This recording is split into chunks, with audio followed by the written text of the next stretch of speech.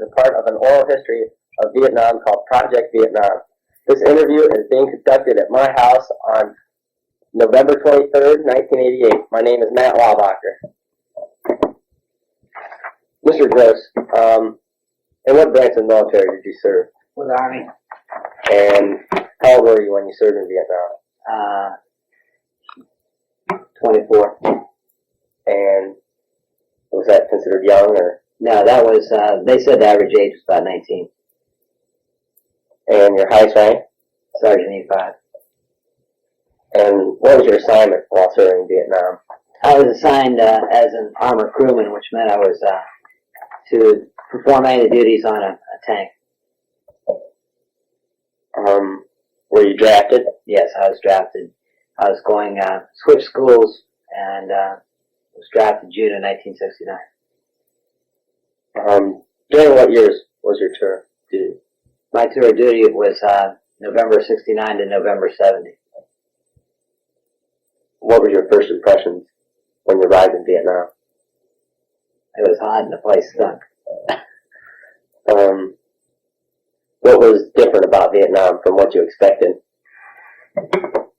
In some areas, there was some civilization, and then the rest of the country was just jungles and muddy rivers. I really didn't know what to expect. What was the combat in Vietnam different from the fighting in previous wars? Well, of course, I wasn't in any other previous war, but from what I had heard and what I try to explain to people is that the combat was completely different because in World War II and the other wars, there was a front line, and you were trying to take that line, and you were safe more or less behind you. In Vietnam, you could be hit at any time by anybody in any place. There was no real uniforms by the enemy. The enemy could be, somebody standing beside you.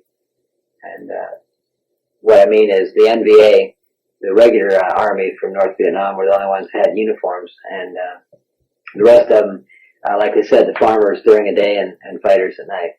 So that was a big difference. What do you remember most vividly about Vietnam? Probably the landmines that I hit had the biggest impression on me, and suffering, dying going on around you, being scared, not knowing what happened next. What fears dominated your life while you were in Vietnam? Main thing was I didn't want to get hurt too bad. I wanted to go home, the same way I came over. And the big fear was losing a limb or dying. How would you summarize your feelings about Vietnam? I'm glad that I had the opportunity to serve. I did what my country wanted me to do. I didn't volunteer, but I sure didn't have any second thoughts about going. I went, and I knew that I was going to do what I was supposed to do, and my main goal, like I said, was to come home. When somebody mentions Vietnam, what are the first thoughts that come to your mind? Well, I have to say that Vietnam is always in my mind. I don't think there's a week in the last 19 years, and maybe even a day in the last 19 years, that some thought, some memory, the word Vietnam does not come up in my conversation.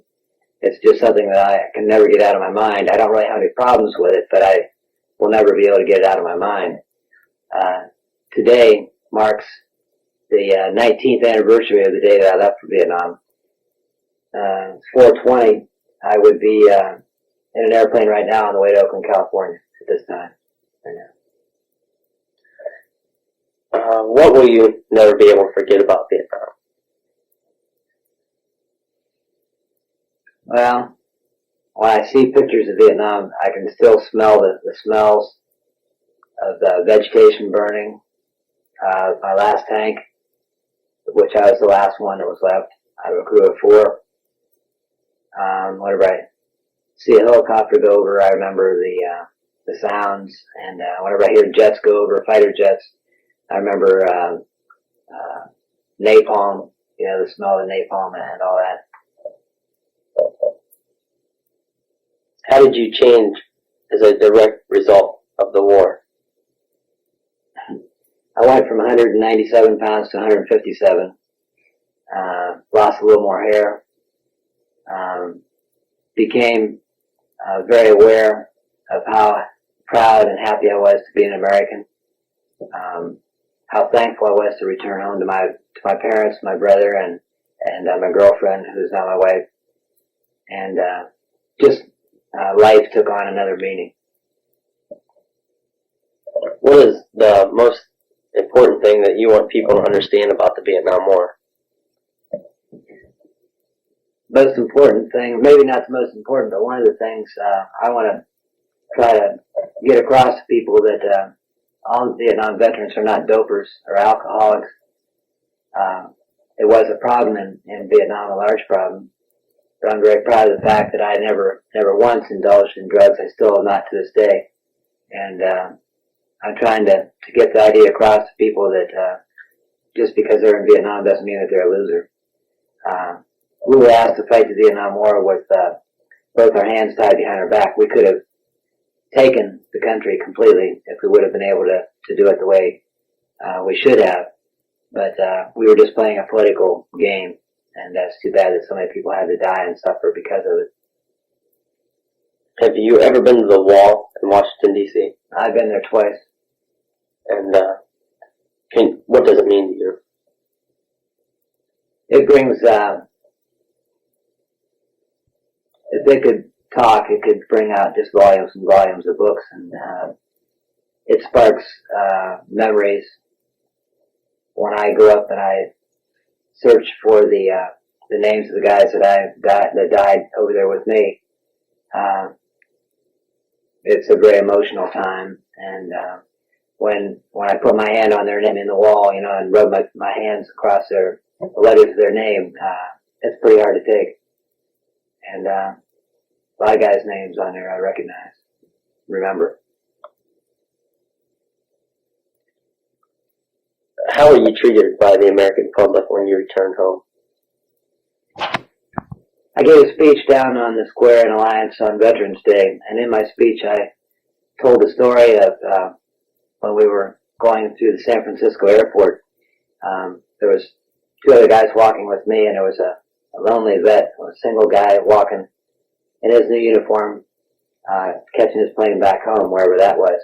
And sitting in the hallway of the San Francisco airport, there was two hippies sitting there, and as he passed by, they said something to him and spit on him. And I was really impressed in that he just kind of looked over, just smiled out of the corner of his face and just shook his head and walked on. And he had been, what he had been through, he wasn't going to let those no goods, bother him. Did the training you received in boot camp prepare you for the war? No. It was strictly OJT, on-the-job training. What did you learn about yourself as a result of being involved in the war? I learned that when you have to do certain things, you can do it. And I had a good feeling about myself when I came home and was able to sort things out. I had a positive look. That's the only reason I'm talking about it today, is that I felt positive about it. I felt better about myself. And now that I'm back home and I feel relatively safe, I feel that it was a growing up experience for me. Do you have any definite feelings toward the Vietnamese people? No, I've changed in my opinion of the Vietnamese people. When I was over there, I didn't really care for them that much because we were over there dying and wasting all our resources trying to help them, and they didn't want us to be there in the first place. And so I wasn't too happy about the way they acted, but no, I don't have anything against them. Would you go back and visit if you had the opportunity? No, I know we left too many mines over there. I don't want to find any more. When you look at the American flag today, how do you feel? That's another thing I mentioned in my speech, that when I see the American flag flying in the breeze and I hear a good band, a good military band or whatever playing patriotic songs, it makes chills go up and down my spine and makes me shake sometimes.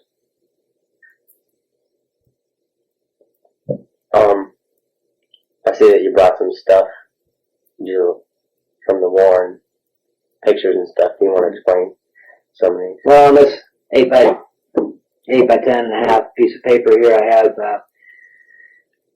an example of what was left of my personal belongings after my last tank hit a double landmine.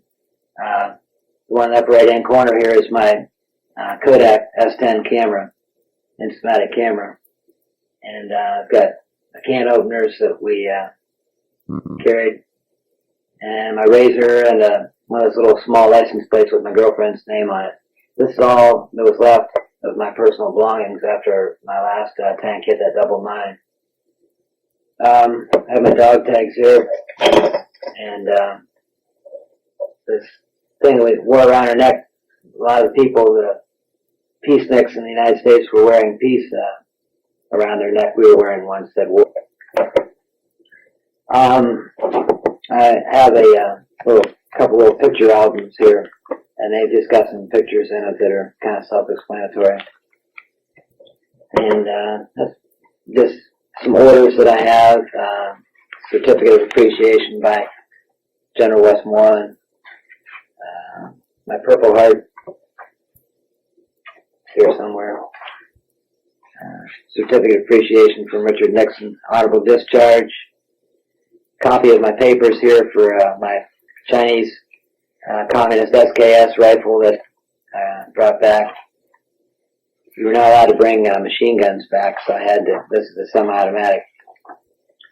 A copy of Newsweek magazine has a picture of two of the guys from my platoon, and it was an article about Cambodia, was it worth it?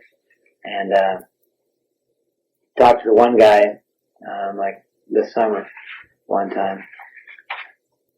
And a copy of my DD-214, which is an important document in that to prove that you were in Vietnam, to prove what you did, what medals you received, that you have this DD-214. And if there's ever any question of a person, what they actually did, that's the official paper, and it's on record down at the courthouse. And that's pretty much what I brought. I didn't bring any of my 1,200 slides.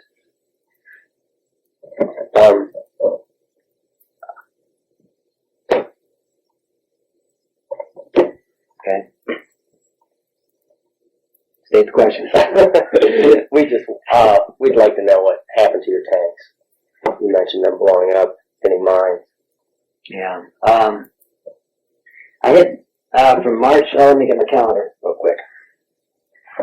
From March, let's see.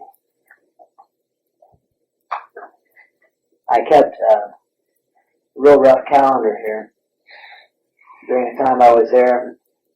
And my original one, I was keeping a diary, but it burned up.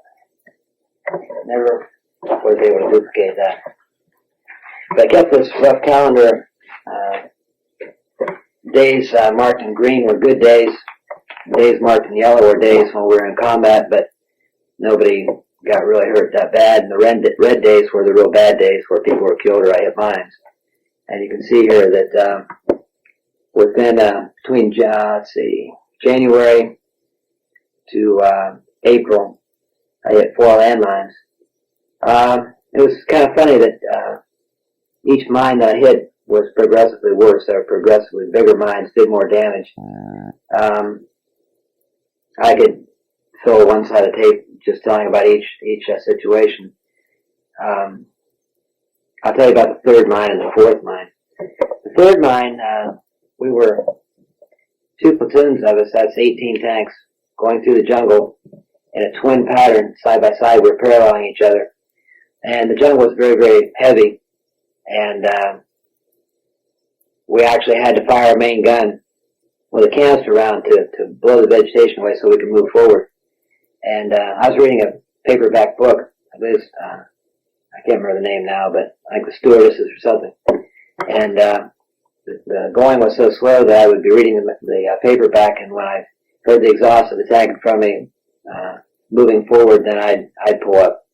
Well, like I say, we were way out in the middle of the jungle, not expecting anything, and I stepped on the gas, and a tremendous explosion kind of popped me out of my seat about a couple feet, and felt like I had been in a head-on collision, and I kind of blacked out, and when I got to my senses, I jumped up and immediately felt my back end and looked around to make sure I was still all there.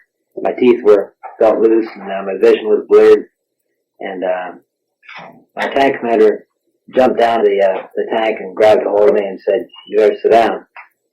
And I never was too fond of the sight of blood, and so I started to get kind of dizzy. I looked down, and my whole right arm was solid red, had these little white things in there, you know, and I said, "Oh, God, that's corpuscles or something." I didn't know what was happening. And I looked down, and my pants was dripping down on my pants, and so I fell back and started to get pretty faint. About that time, I saw the black medic in the tank in front of me jumping off with his medic bag, and Captain Kern was calling it a dust-off helicopter to get me out of there. And got a little braver as time went on. I finally put my finger down on my arm, and I put it in my mouth, and I tasted it. And everybody says, "Oh, God, he's going in the shop." And I threw my head back, and I just started screaming, laughing. And they said, "Hey, he's really bad," you know. And I said, "It's okay, it's okay." And you have to understand, I lived on peanut butter and jelly over there. And I had just been to the PX and had bought a quart jar of red raspberry jam. And the concussion of the mine blowing up shattered the glass of red raspberry jam, and it went all over me, and that's what it was. So they had to call the medevac chopper off, and I did get a lot of teasing about that. I did get a small cut on my arm from the glass breaking, but other than that, I was just shook up. I was okay. So that was probably one of the most humorous things that happened in hitting a mine. The last mine, I was driving then again. I drove the platoon sergeant's track, and we always would lead. And this particular time, I wasn't leading. I was the third one in line, and pulled down into a little ditch, and stepped on the gas to pull out of the ditch, and hit a mine in the right front. And I saw a couple sets of road wheels flying up in the air, and about as soon as I got my senses on what had happened, another explosion went off. And you can see from this picture here, you can see the hole that I put in right behind where I was sitting, and ejected me out, and broke my wrist on the way, twisted up my back, and got a piece of shrapnel on my leg and some cuts on my face, but I was thrown pretty much clear. Two guys sitting up on top of the tank got the tank immediately caught on fire and exploded, and they got burned real bad, and they were sent home. They were sent to Japan first to recover, and then home. The gunner wasn't so lucky. He died of his burns, and they took us all in a chopper to the 93rd Evac Hospital in Long Bend, and I found out later on that it was a mine that was the first one was a Russian or a communist Chinese mine, and the other one was one of our artillery rounds. They had dug a hole and buried in the ground with a pointed part up, and they had set that off with a wire. That's what we call command detonated. Somebody was back there and they saw us coming, and they hit the control, and that set the explosive off. And why they were going for my tracks, because we had two antennas, and that meant the officer or the platoon sergeant was on that track, and so that's, I think, why they were trying to hit our track. And then there's about 10 days that are fuzzy that I can't really remember exactly what transpired. I know I was in Long Bend. I was treated and released at the hospital there. I never did anything for the shrapnel. It worked its way out about a month later. Well, the next thing I remember, I had run into a friend from Lake Cable, and we went through basic training together, and I stayed with him for the remainder of the 10 days and then hitchhiked back to my unit. About that time, Cambodia came up, and I rode a helicopter into Cambodia, and my captain said, Gross, what are you doing out here? And I said, they, said everybody out on the front line. I wasn't really quite ready to come out yet, but I did, and he said, I want you to go back on the next chopper in the morning, and I needed a Jeep driver in the rear area, so you can go back and do that. So that's what I did the last 2.5 months I was there. I wanted to ask you, have you seen any of the Vietnam movies? And if so, what you thought about them? The one that probably had the most effect on me was The Deer Hunter. And The Deer Hunter was real good, I think. The only thing I didn't like about it was when they went into the Russian roulette thing, they capitalized too much on that and made that too much of a point. I never saw that. I never heard of that when I was in Vietnam. The torturing was very realistic, and up to a point, I thought it was excellent. The storyline where they went back to Pittsburgh or Cleveland, wherever it was, and the steel mill towns and the girlfriends and wedding, things like that, I thought were excellent. Apocalypse Now I thought was good up until they got to the mountain yard camp on the river. Once they got up into there, it got too bizarre and it was too symbolistic or whatever for me to get much out of it. The best thing I've ever seen on Vietnam on TV is Dear America Letters Home in Vietnam. That's the best, and that's very, very realistic. And I thought that probably was the best. All this Rambo garbage is it's just entertainment, and it's sad if people think that that's the way the Vietnam veterans were, because it's not true. It's not a true portrayal of the typical Vietnam veteran. And if people can take that as entertainment, then fine. Okay, it's fun to watch, I guess, but that's really not the way it was. The other one, Platoon, I heard all kinds of things about that, and I finally went to see it. And it was just like any other movie. If you hear a lot about it, a lot of times it ruins it for you. And I thought Platoon was all right, but it was pretty well done. But once again, it was not a true portrayal. I relate back to the speech that I gave in Alliance on Veterans Day. There will never be able to be a movie that will give a true feeling that a person goes through in combat, and the fear and, the outrageous situations that they're put in.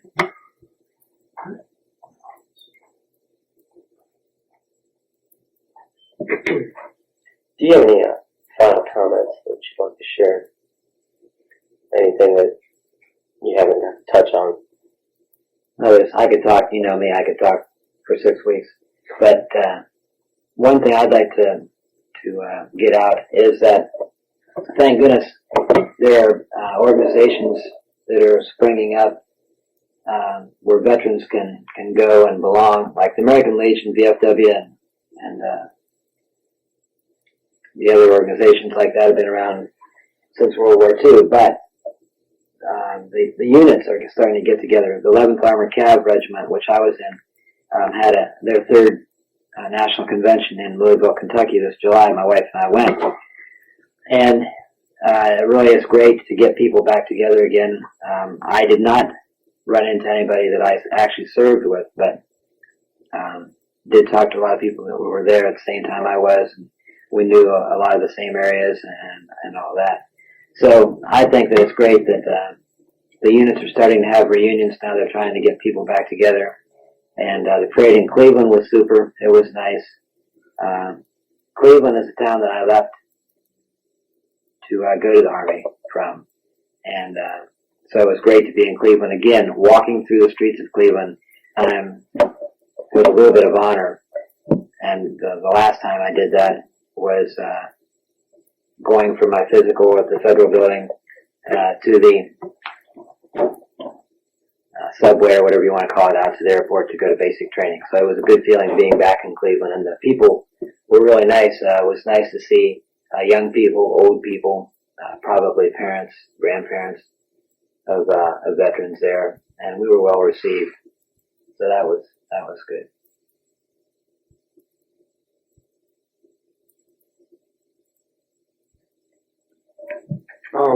When you first, like when you found out about like war and all, and you found out they were drafted, and you knew that you weren't going to. Did you think about enlisting, or did you think you might get drafted? Well, I thought about enlisting, and then I said, well, I don't know if I want to give up 4 years because of I'll be very truthful with you. With the war going on and the possibility of being killed, I wasn't real keen about that. But I figured that I would just try to go to college and try to get my education and see what happened from that, and just try to get my education. And if I got drafted, okay. If I didn't, then that was fine too. And it worked out that when I switched from one college to another, the demand was so high for people that I was drafted. When you were like seeing like the news and stuff, before you went to the war, and I know they probably showed like what's going on there pretty much. What did you feel like when you got your draft paper? Like what went through your mind? It's funny because I really naively felt that I wasn't going to go to Vietnam. Even though I was drafted, it just never really crossed my mind. I know that it did my mother and father, but I just never thought I would go to Vietnam for some reason. Even after I was drafted, I went 9 weeks basic training at Fort Campbell, Kentucky, and then was chosen to go into the armor and spent 9 weeks at Fort Knox, Kentucky. And 3 days before we graduated from advanced training, I had written orders to Germany. And I said, hey, that's great. I was very happy about it. And the next day, they called the whole battalion, 368 of us, into a big gymnasium. And this guy comes banging through the doors, jumps up on this little podium and says, gentlemen, I have a bitter pill for you to swallow. Due to the troop shortages and your military occupational skill in Vietnam, your orders have all been changed and you're going to Vietnam. So that was a very tough thing to accept. But there again, it was one of those deals, hey, what are you going to do? And if you have to do it, you can do it. And I just tried to shift down to a lower gear and just pick it up again and, do what you have to do. One of the toughest things I had to do was to call home that afternoon and tell my parents, instead of meeting me in Germany for Christmas like they had planned to do, that I would be going to Vietnam instead. And I think it was harder on my parents than it was me. At least that's the impression that I got. Did you ever have any thoughts of going AWOL? No. I've always been brought up to follow the rules and do what you're supposed to do. And I saw a couple of guys go AWOL, and it's just more hassle. That's like, robbing a liquor store or something. Like, hey, why go through the hassle? It's not worth it. And I just always try to do what I'm supposed to do. And I trust in God a lot, and He got me through some tough scrapes, and get Him on your side, you got a good thing going. One thing I just wanted to add is the drugs thing. Some people say, yeah, right, you were in Vietnam and you never touched drugs. Well, I can honestly say that and I wouldn't lie.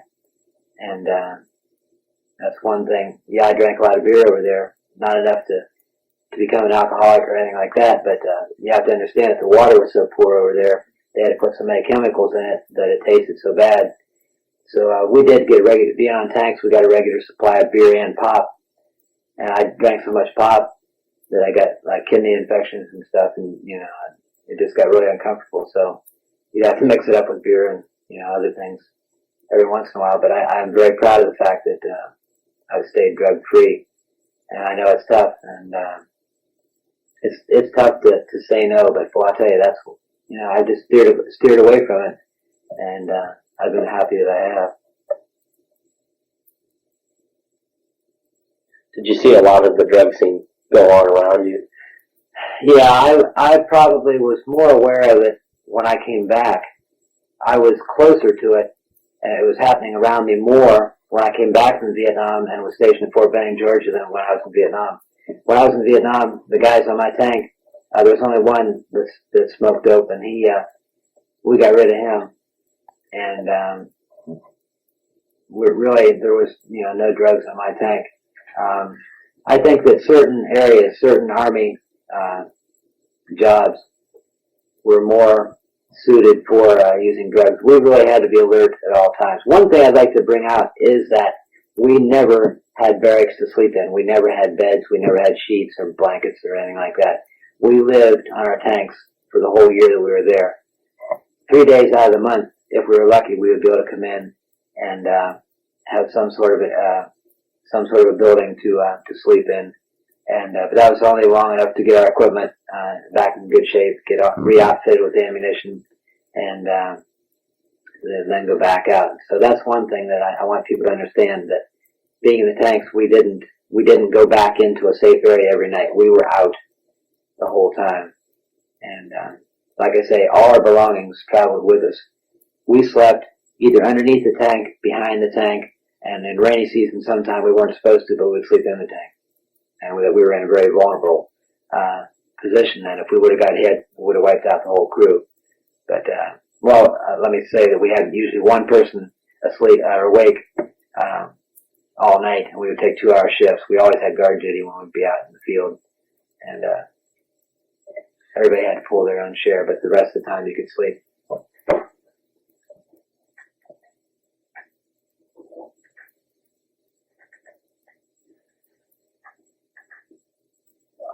Do you have anything else that you want to add? Or?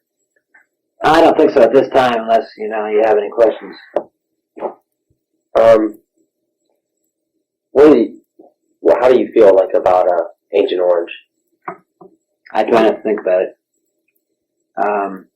I may have been in an area that, if you'd rather not. Times. Yeah, I just like I said, I just try not to think about it. I don't think that I was not like in the infantry where I would be crawling around in it. I think that we did maybe go through a couple areas that I could see the vegetation was all brown and that, but I don't know if that had been, Agent Orange or whatever, but yeah. That's probably one thing that I'd just rather not think about.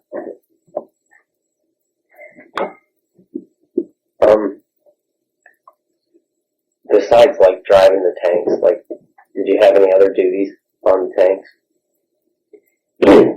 When I first started out,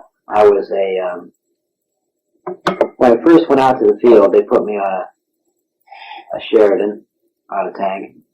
I was the gunner and I was down inside. And then I got switched over to a personnel carrier where I was the right side gunner. And actually, the first day out in the front lines, the new guys always got to walk point. Well, the first day I was in the field, the first morning, we had a road clearing operation where we had to go down this dirt road to make sure there were no landmines, so we could make sure that traffic, military and civilian traffic, it would be safe for them to travel. So we had some engineers with us. We had 2 engineers with mine detectors with the earphones on. And in front of them, we had to have 2 guys with M16s walking. I got the right side of the road, and my friend that I came in with got the left side. And we walked down the road, and we were the first ones. And that was very nerve-wracking, especially being the first day in country, or, first day in the field. And at lunchtime, we stopped for a break, and my platoon sergeant said, well, he says, consider yourself lucky you made it, So then they gave somebody else the job. They switched with us for the second afternoon. But, yeah, that was kind of hairy. But the 4 things that the tanks did over there, 1, we did road clearing operations where we would check for mines and things like that. 2, we would RIF, or reconnaissance and force. They would give us a square mile area on the map, and we were to search that area every square foot. And sometimes it would take a day, sometimes 2 days, but usually we could cover an area in a day. Look for enemy bunkers, enemy caches of weapons or supplies or anything like that.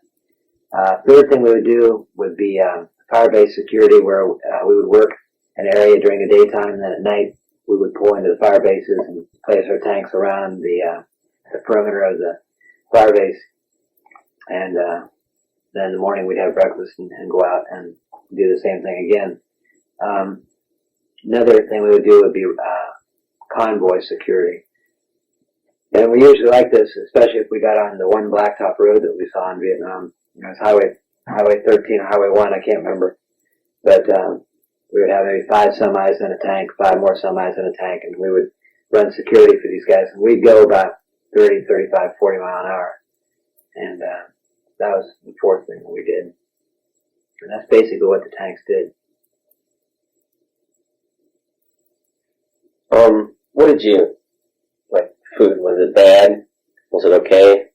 Being in tanks, they tried to give us one hot meal a day, and they would bring it out in big green cans, and they'd bring it in the helicopters, and when they'd bring us ammunition and mail and ice and our food that we would usually be in the evening. And the food, the meat always tasted like water buffalo. I mean, it was real tough and all that. That's one reason I went from 197 to 157. I just didn't eat much. I don't know if it was because of nerves or the food didn't taste that good or whatever. But, so they tried to get us a hot meal once a day. And lunchtime we would just eat whatever we had on the track with us. And, usually we'd be eating care packages, stuff that parents had sent us from home, or we would eat the Army, what they call sea rations, in the little green cans. And that was pretty good. You could make it with that. That was sent from home there, that picture. That's a ham. For breakfast, usually coffee and a malaria pill. We took a malaria pill every day. And, see, if I remember right, it was Monday, we took a big orange one. And, I hated those malaria pills, but they, you know, if you didn't take them and they took a urine test and if it didn't show that you were taking them, you could be in trouble. So, you know, we took them. Did your day start early? Or Sun up. Well, our day never really quit. I mean, like I said, when we were out in the field, we were on duty 24 hours a day. When we got to a fire base or something like that, we still would have to pull our 2-hour shift up in the top of the tank. But yeah, when we were out in the field and we were working in a certain area, we'd start about 6 o'clock, 6:30. Quit at dark.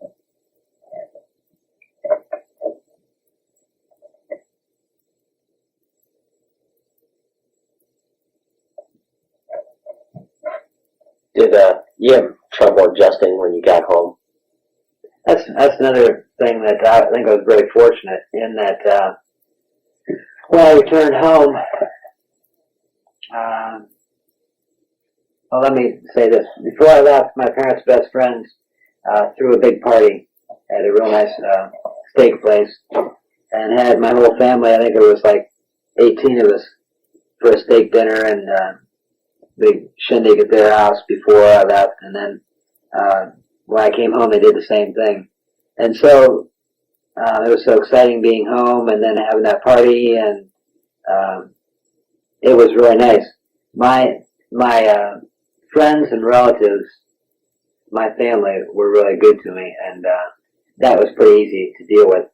The one thing that I still have trouble understanding is that 3 or 4 of my friends that did not go, either because they were working at a job that got them out of going, or they were married and were starting to have kids and didn't have to go, or they were going to college, or physical disabilities, bad eyesight or bad feet or whatever, that they didn't have to go. There was about 3 or 4 of them that we split. When I came back, they didn't want to hear about it, and I didn't really want to talk about it, and we just split company. But I didn't really care because I had my girl that I was back to, and my family, and I was just so happy to be around, you know, just to be there, that it didn't bother me. But I still wonder about, you know, they just couldn't deal with me. And I don't think it was especially me, but I don't know if they had guilt feelings because they didn't go and I went, or what. But no, but really though, I I got married within about 6 months after, 9 months after I got home. And I was happy to be with my wife. Do you have any bad feelings or anything about the people that like skipped out on it, made excuses to go to college or went to Canada? Yeah, I have problems. I still have problems with the ones who went to Canada. I feel that they don't deserve to be in the United States. I don't feel that, who do they think they are that they couldn't do what they were asked to do? I mean, sure, things didn't work out real well, but if you're going to live in the United States, then you got to do what you're supposed to be doing.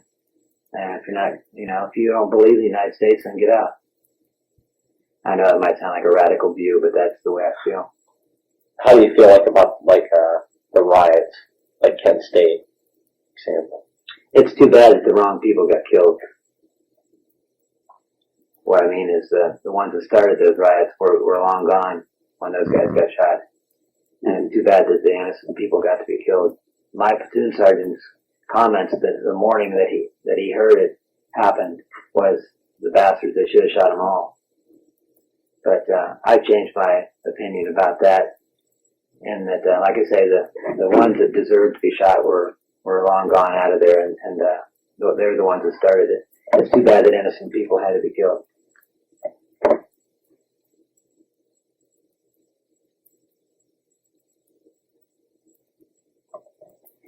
Once more, if you want to add anything, I really can't think of any questions. If you have something you'd like to share? Unless you prompt me to say something, no, there's a lot of things I could say, but I really can't think of anything right now. I'm just very thankful for the fact that I am home. I thank God for that quite often. And whenever I get discouraged or anything, I think about, hey, it could be, I'm here. And Veterans Day is a special day to me, especially this year. I got to speak to the Alliance Rotary Club and give my slide presentation there. I got to talk on the city square and gave a speech. I was the first Vietnam veteran to give the Veterans Day speech in the history of Alliance, and I was really proud about that. And got a lot of good comments from Korean vets, from World War II vets, and from other Vietnam vets that thanked me for giving the speech. And I wouldn't mind giving that speech to your class sometime, maybe, if you had time to have me read it. It was not a textbook speech. It was not the typical speech that you would hear by a speaker. The speech was made entirely by me, came from the heart, and had a few run-on sentences and things like that, but I felt very, very good about it, and I got a lot of good comments about it. Do you have it with you? I don't think so. If war flared up in Vietnam again, would you go back? Nope. I didn't lose anything over there. Let's put it this way.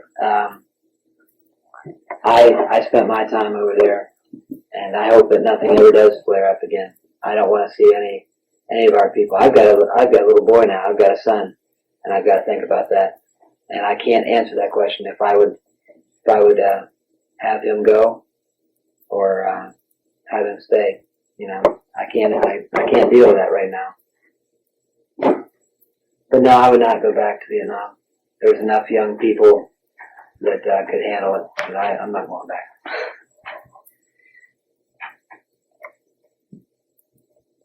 On behalf of Perry High School and students involved in the project, Vietnam, we'd like to thank you for your time and your contribution. Okay, thanks for asking me. Appreciate it.